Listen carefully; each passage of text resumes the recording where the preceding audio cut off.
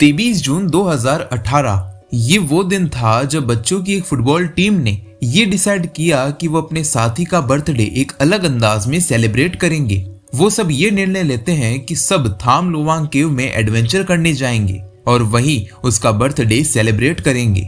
ये केव थाईलैंड के पोंगपा विलेज में स्थित है, जो कि 10 किलोमीटर से भी ज्यादा तक फैली हुई है और 85 मीटर तक गहरी है, जो कि बड़े बड़े लाइमस्टोन के पहाड़ों के अंदर है। वाकई इसके अंदर जाना काफी एडवेंचर भरा हो सकता है, लेकिन उतना ही खतरनाक भी। बच्चे ये डिसाइड करते हैं कि इस प्लान के बारे में कोई भी अपने घर पर किसी को नहीं बताएगा और यही उनकी लाइफ की सबसे बड़ी गलती थी, क्योंकि इन बच्चों के साथ अब जो होने वाला था वो उन्होंने कभी सोचा भी नहीं होगा। आइए जानते हैं इसके बाद इन बच्चों के साथ आखिर हुआ क्या। आप देख रहे हैं स्पीडी विजन। ये टोटल 12 बच्चे थे जिनकी उम्र 11 से 16 के बीच की थी, जिन्होंने ही ये बर्थडे सेलिब्रेशन का धांसू प्लान डिसाइड किया था और इस प्लान में अपने 25 साल के कोच को भी शामिल कर लिया था। फिर वो सब अपनी अपनी बाइसाइकिल्स पर बैठकर थाम लुवांग केव पर पहुंच गए और अपनी अपनी बाइसाइकिल्स और बैग्स को केव के बाहर रख कर केव को एक्सप्लोर करने के लिए चल दिए, ये सोचकर कि अभी बस थोड़ी देर की तो बात है। कोच के लिए ये कोई नई बात नहीं थी, क्योंकि वो इस केव में कई बार 8 किलोमीटर से भी ज्यादा तक अंदर जाकर केव की एक वॉल पर अपने नए फुटबॉल टीम के प्लेयर्स का नाम वॉल पर लिखते थे। तो इन्होंने यही सोचा कि वहां जाकर ही इसका बर्थडे सेलिब्रेट किया जाए। उनके पास बस टॉर्चेस थी और कुछ नहीं, क्योंकि इन्होंने सोचा कि बस 1 घंटे के अंदर अंदर हम सब बर्थडे सेलिब्रेट करके बाहर आ जाएंगे। लेकिन बाहर मौसम खराब होने लग गया और बारिश आना शुरू हो गई थी। लेकिन उन बच्चों को इस बात का जरा सा भी अंदाजा नहीं था, क्योंकि वो रात को केव के बहुत अंदर तक चले गए थे, जिससे बाहर क्या हो रहा है उनको कोई खबर नहीं थी। काफी समय बीत गया था और बच्चों के पेरेंट्स भी अब चिंता में आ गए थे कि आखिर इतना लेट हो गया और बच्चे अभी तक फुटबॉल खेल कर घर नहीं लौटे। बच्चे एक केव के अंदर थे तो उनके फोन्स में सिग्नल्स भी नहीं आ पा रहे थे, जिसके चलते पेरेंट्स उनसे कम्युनिकेट भी नहीं कर पा रहे थे और उनको कोई अंदाजा नहीं था कि उनके बच्चे कहाँ पर हैं। लेकिन जब उन्होंने फुटबॉल क्लब में पूछा तो उन सबको ये पता चला कि उनके बच्चे थाम लुवांग केव में एडवेंचर करने के लिए गए हैं, जिसे सुन के वो सब बहुत घबरा गए। जब सारे पेरेंट्स केव पर पहुंचे तो उन्होंने पाया कि बच्चों के बैग्स और बाइसाइकिल्स केव के बाहर पड़ी थी, जिसका सीधा सा मतलब यही था कि बच्चे अभी भी केव के अंदर हैं। और ये देखकर वो डर गए। लेकिन जब उन्होंने केव को देखा तो उन्होंने पाया कि बारिश के कारण केव में जोर से पानी का बहाव जा रहा था और केव पानी से भर गई थी, जो कि बहुत ही चिंता की बात थी, क्योंकि जुलाई में जब मानसून आता है तब ये केव पूरा पानी से भर जाती है, जिससे हर साल बहुत सारे लोग यहाँ पर मर जाते हैं। और पेरेंट्स को डर था कि उनके बच्चों के साथ ऐसा कोई हादसा उनके साथ ना हुआ हो। बात इतनी बड़ी हो गई थी कि रेस्क्यू टीम भी वहां पर पहुंच गई थी। रेस्क्यू टीम जब केव में गई तो उन्होंने देखा कि हर तरफ पानी ही पानी बढ़ता जा रहा है, जिसकी वजह से अंदर घुटन हो रही थी, जिससे उनको सांस लेने में भी काफी तकलीफ हो रही थी। रात के करीब 1 बज चुके थे और केव में पानी अभी भी पहाड़ों से होता हुआ उसके अंदर बढ़ता ही चला जा रहा था।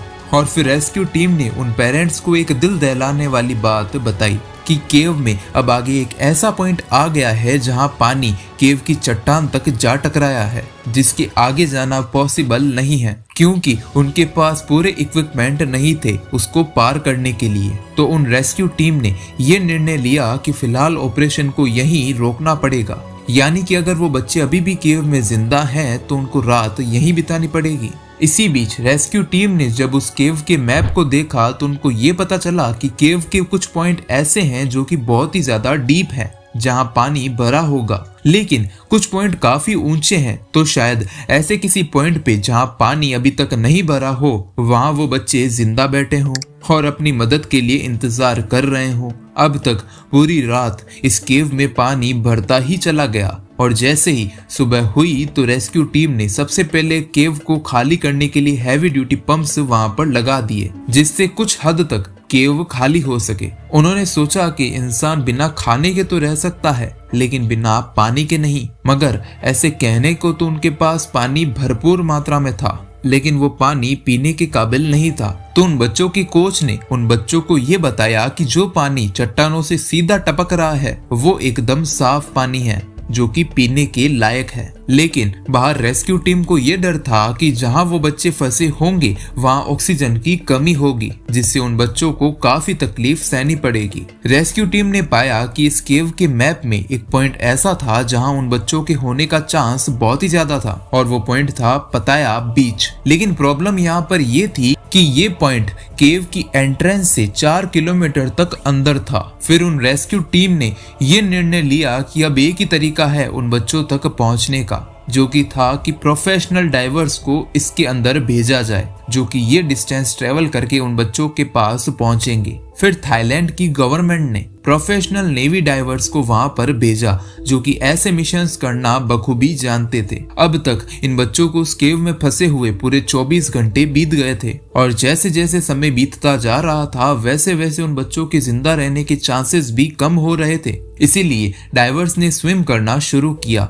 लेकिन ये 4 किलोमीटर की डिस्टेंस को ट्रेवल करना एक दिन का काम नहीं था, क्योंकि इस केव का लेआउट काफी डिफिकल्ट था। जैसे जैसे वो डाइवर्स अंदर जाते जा रहे थे वैसे वैसे वो पानी बहुत ही ज्यादा गंदा और मैला होता जा रहा था। एक पॉइंट ऐसा आया जहां पर उनको अपने हाथ भी नहीं दिख रहे थे। ये डाइवर्स अपने साथ एक रस्सी को भी छोड़ते जा रहे थे, जिससे वापस आने में आसानी हो। उनके लिए अंदर जाना बहुत ही मुश्किल था, लेकिन बाहर वो इस रस्सी के सहारे आसानी से आ पा रहे थे। करीब 2 दिन बाद वो एक ऐसे पॉइंट पर पहुंच गए थे जहां पानी नहीं था। अच्छी बात ये थी कि इस पॉइंट पर किसी भी बच्चे की डेड बॉडी नहीं मिली, लेकिन इसका मतलब ये था कि बच्चे अभी भी बहुत दूर हैं। हालांकि ये डाइवर्स थे तो बहुत एक्सपर्ट, लेकिन इनको केव रेस्क्यू का जरा सा भी एक्सपीरियंस नहीं था, जिस वजह से इनको हर एक कदम उठाने में काफी समय लग रहा था। उन बच्चों को फंसे अब 4 दिन बीत गए थे, और बाहर रेस्क्यू टीम ने कैंप लगा लिया था, और वहां पर इंटरनेशनल मीडिया भी पहुंच गई थी, जो कि हर पल पल की खबर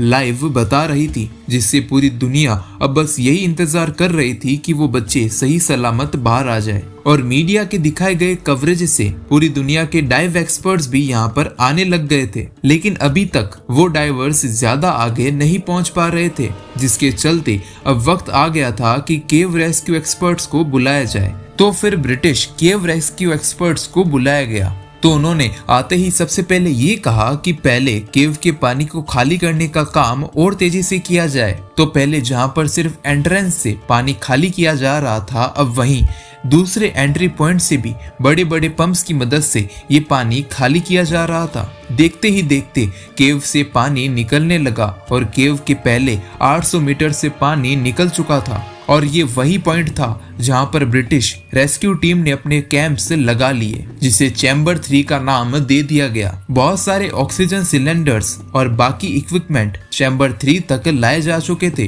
क्योंकि अब रेस्क्यू ऑपरेशन यहीं से शुरू होना था। बच्चों को गायब हुए अब पूरे 10 दिन बीत चुके थे। डाइवर्स उस मेले पानी से होते हुए आगे बढ़ने लगे। अब वो उस जगह के काफी करीब पहुंच गए थे जिसे पताया बीच कहा जाता था, और यहीं पर उन बच्चों के मिलने के चांसेस थे। लेकिन जब वो उस पॉइंट की सरफेस पर पहुंचे तो उन्होंने देखा कि वहां किसी भी बच्चे का नामो निशान नहीं था। अब इस पॉइंट पर उन डाइवर्स के पास बस इतनी ही ऑक्सीजन बच गई थी जितना कि वो सब वापस चैम्बर 3 तक पहुंच पाए। अगर अब और आगे जाएंगे तो उनके पास ऑक्सीजन खत्म हो जाएगी, जिससे वो वापस नहीं आ पाएंगे। लेकिन उन डाइवर्स में से एक डाइवर ने हिम्मत दिखाई और वो थोड़ा और आगे गया। 1000 फीट आगे जाने पर उसको एक ऐसा पॉइंट मिला जहां पर पानी नहीं था, और थोड़ा और आगे जाने के बाद उसने देखा कि सारे बच्चे पिछले 10 दिनों से इस पॉइंट पर बैठे थे। और जब उन बच्चों ने इस डाइवर को देखा तो उनकी खुशी का ठिकाना नहीं था।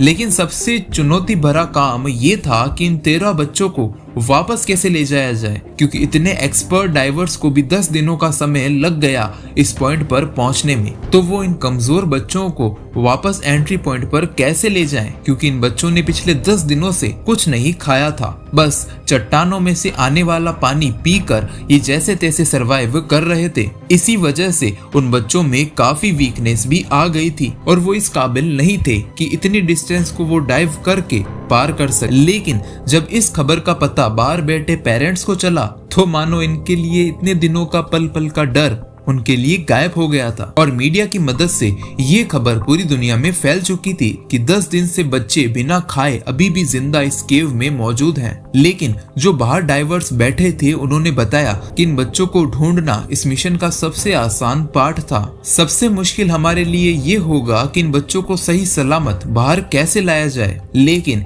इसी बीच उन बच्चों को सबसे पहले खाना दिया गया और थाईलैंड के एक डॉक्टर को अंदर भेजा गया जिन्होंने उन बच्चों की मरहम पट्टी की। इन बच्चों ने बताया कि जब इस केव में पानी भर रहा था तो जो भी वो खाना अपने साथ लेकर आए थे वो अफरा तफरी में कहीं गिर गया था और उन्होंने बताया कि हमारे कोच भी हमें रोज मेडिटेशन करवाते थे जिससे उन बच्चों में उल्टे सीधे ख्याल ना आ पाए, जिससे इनके दिमाग और शारीरिक स्तर पर कोई प्रभाव ना पड़े। डाइवर्स ने देखा कि बाहर के मुकाबले यहाँ केव में 15% कम ऑक्सीजन थी और उनका मानना था कि ये स्तर अगर 2% और कम हुआ तो इन बच्चों को एक एक करके अपनी जान से हाथ धोने पड़ जाएंगे और ऐसा ना हो इसीलिए उन्होंने जैसे तैसे करके एक एक ऑक्सीजन सिलेंडर को उस जगह पहुंचाया जहां वो बच्चे फंसे हुए थे। डाइवर्स एक एक करके सिलेंडर्स लेके आ रहे थे। इसी बीच एक हादसा हो गया जो कि किसी ने नहीं सोचा होगा। दरअसल रेस्क्यू ऑपरेशन के 14वें दिन रात 1 बजे